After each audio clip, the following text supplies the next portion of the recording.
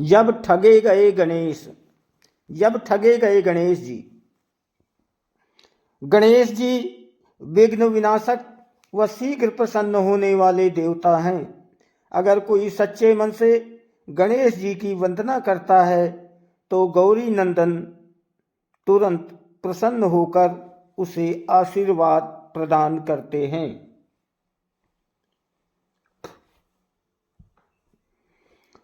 वैसे भी गणेश जी जिस स्थान पर निवास करते हैं उनकी दोनों पत्नियां रिद्धि तथा सिद्धि भी उनके साथ रहती हैं। उनके दोनों पुत्र शुभ व लाभ का आगमन भी गणेश जी के साथ ही होता है। कभी कभी तो भक्त भगवान को असमंजस में डाल देते हैं। पूजा पाठ व भक्ति का जो वरदान मांगते हैं वो निराला होता है। काफी समय पहले की बात है। एक गांव में एक अंधी बुढ़िया रहती थी। वो गणेश जी की परम भक्त थी। आंखों से भले ही दिखाई नहीं देता था, परंतु वो सुबह शाम गणेश जी की बंदगी में मगन रहती थी। नित्य गणेश जी की प्रतिमा के आगे बैठकर उनकी स्तुति करती, भजन गाती व समाधि में लीन रहती।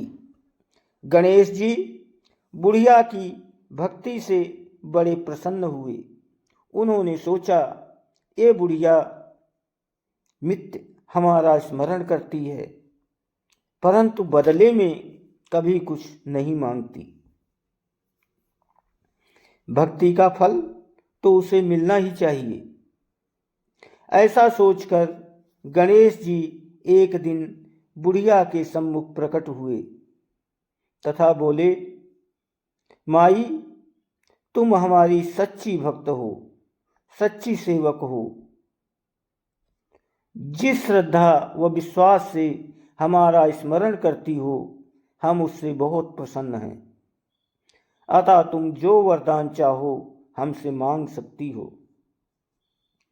बुढ़िया बोली, हे प्रभु, मैं तो आपकी भक्ति प्रेम भाव से करती हूँ। मांगने का तो मैंने कभी सोचा ही नहीं, अतः मुझे कुछ नहीं चाहिए।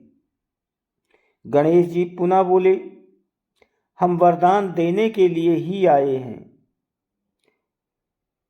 हे माता, मांगो। बुढ़िया बोली, हे सर्वेश्वर, हे गणेश जी, हे गणपति, मुझे मांगना तो नहीं आता। अगर आप कहें तो मैं कल मांग लूंगी। तब तक मैं अपने बेटे व बहू से भी सलाह मशविरा कर लूंगी। गणेश जी कल आने का वादा करके वापस लौट गए। बुढ़िया का एक पुत्र व बहू थे। बुढ़िया ने सारी बात उन्हें बताकर सलाह मांगी। बेटा बोला, माँ, तुम गणेश जी से ढेर सारा पैसा मांग लो, हमारी गरीबी दूर हो जाएगी, सब सुख चैन से रहेंगे। बुढ़िया की बहू बोली, नहीं, आप एक सुंदर पोते का वरदान मांगे। वंश को आगे बढ़ाने वाला भी तो चाहिए। बुढ़िया बेटे और बहू की बातें सुनकर असमंजस में पड़ गई। उसने सोचा, ये दोनों तो अपने अपने मतलब की बातें कर रहे हैं। बुढ़िया ने पड़ोसियों से सलाह लेने का मन बनाया। पड़ोसन भी नेक दिल थी। उसने बुढ़िया को समझाया कि तुम्हारी सारी जिंदगी दुखों में कटी है, अब जो थोड़ा जीवन बचा है वो तो सुख से व्यतीत हो जाए। धन अथवा पोते का तुम क्या करोगी?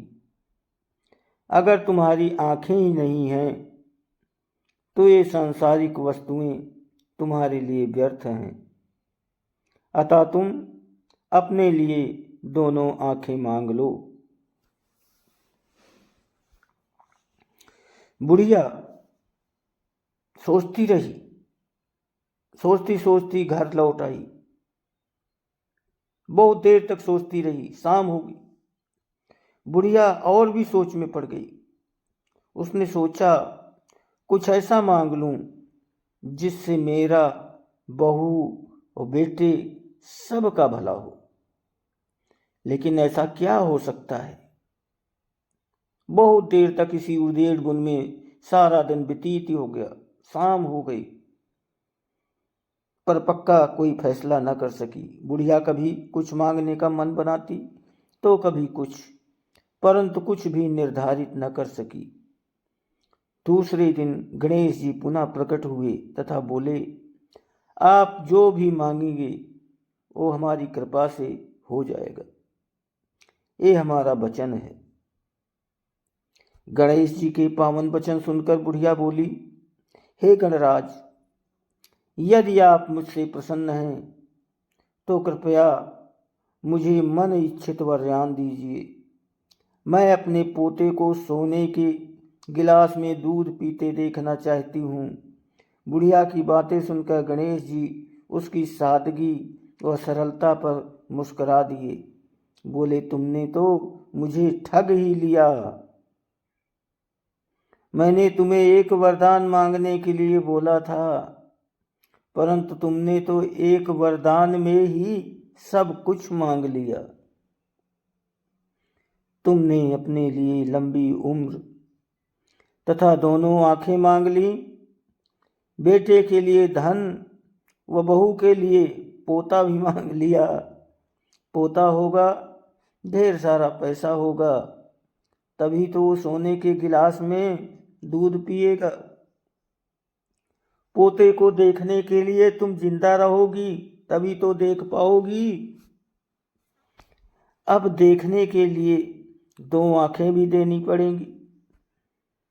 फिर भी वो बोले, जो तुमने मांगा वो सब सत्य होगा। यूं कहकर गणेश जी अंतर्ध्यान हो गए। कुछ समय पाकर गणेश जी की कृपा से बुढ़िया के घर पोता हुआ, बेटे का कारोबार चल निकला तथा बुढ़िया की आंखों की रोशनी वापस लौट आई। बुढ़िया अपने परिवार सहित सुखपूर्वक जीवन व्यतीत करने लगी। दोस्तों, वीडियो को लाइक और सब्सक्राइब जरूर करें। आप लोग करते नहीं है, कर दिया करो, मेरा भी सहयोग करो। और आप लोगों को जैसी भी कहानी चाहिए कृपया कमेंट करें जरूर।